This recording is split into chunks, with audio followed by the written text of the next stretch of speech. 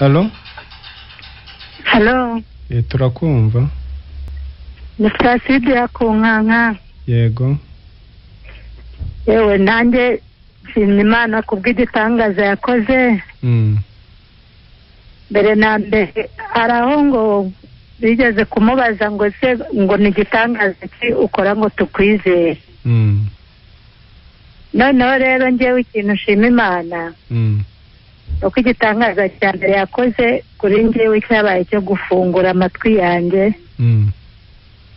Ubwo bitewe n'uko nyine mu bumuga bwazanye Kristo n'ubwo bw'ubupfamatwi bwarimo, nkaba numva yaramfunguye amatwi nkabasha gusobanukirwa neza n'icyamuzanye, mbega misiyo yamuzanye nkaba naramenye iyo ariyo. Mbere nari nzi ko nizera pe ndi umwizera, nari nzi ko nizera Kristo nk'uko n'abantu benshi babivuga nyine bazi ko bizera, ariko mariye gukurikirana ikiganiro ijuru ntirikorerwa niho nasobanukiwe kwizera icyo ari cyo.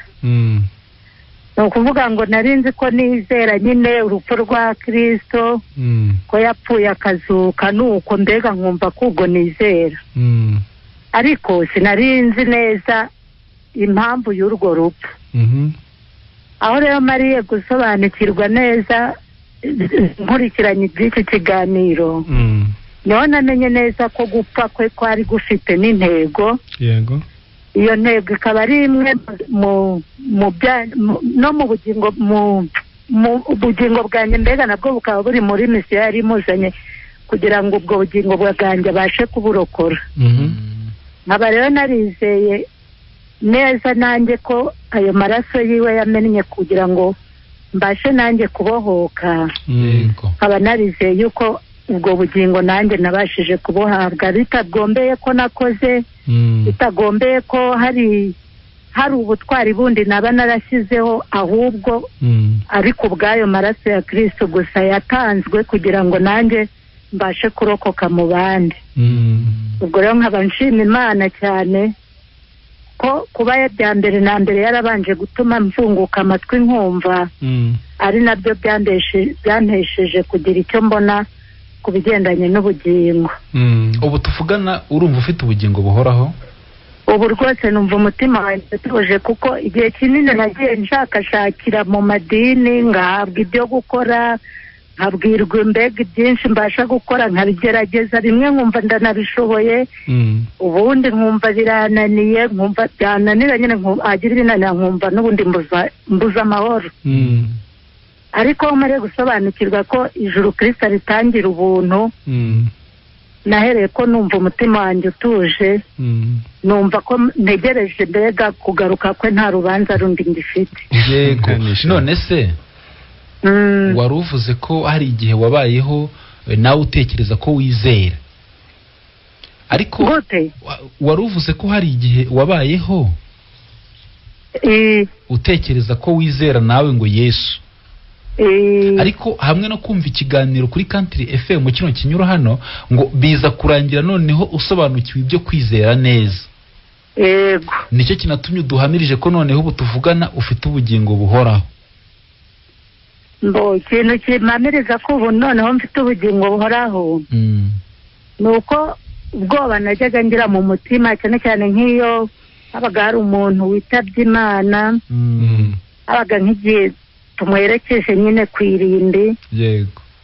Noneho nabona ibiri gukorwa ngahita ntekereza nkavuga nti uyu nguyu yaragiye, nkumva kuvuga ati amasengesho yo kumuherekeza, Imana imubabarire ku bw'ibyo yakoze, ibyo atatunganyije Imana imwakire. Nuko ubwo ariko nkabona yuko byanga bikunda uwo muntu, nubwo yenda abantu bamukundaga cyangwa bemeraga ko ari umunyakuri, ariko agiye nyine hari ibyo atujuje. Noneho nkumva ubwoba buraje bwinshi, nkavuga nti ubuse Mana umfashe noneho nanjye mperangani nitunganya, mbega numve nanjye yuko nshyitse imbere yawe. Ariko kugeza ubu numva nubwo habaho kuvuga ngo haje urupfu rw'isasu cyangwa inkuba, numva mfite ibyiringiro kandi numva mfite n'amahoro ituje mu mutima wanjye, numva mbega nta bwoba ngifite mu mutima, numva isaha yose Imana yazira cyangwa se n'urupfu igihe rwazira, numva nta rubanza ngifite. None se watanga inimero yawe ya telefone? Ni 078 25 yego 73